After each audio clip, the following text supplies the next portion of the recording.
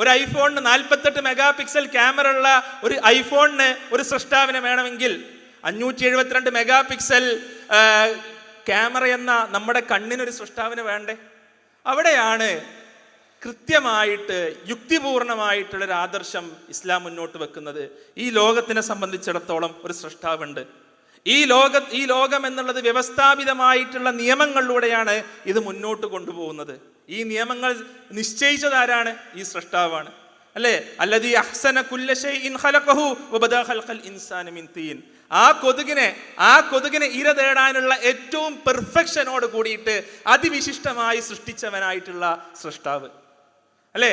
ഓരോ കാര്യങ്ങളെയും അതിവിശിഷ്ടമായി പെർഫെക്റ്റായി സൃഷ്ടിച്ച ഒരു സൃഷ്ടാവ്. ഈ പ്രപഞ്ചഗോളങ്ങൾക്ക് ചേതനവും അചേതനവുമായിട്ടുള്ള എല്ലാ വസ്തുക്കൾക്കും കൃത്യമായിട്ടുള്ള നിയമനിർദ്ദേശങ്ങൾ നൽകിയ സൃഷ്ടാവ്.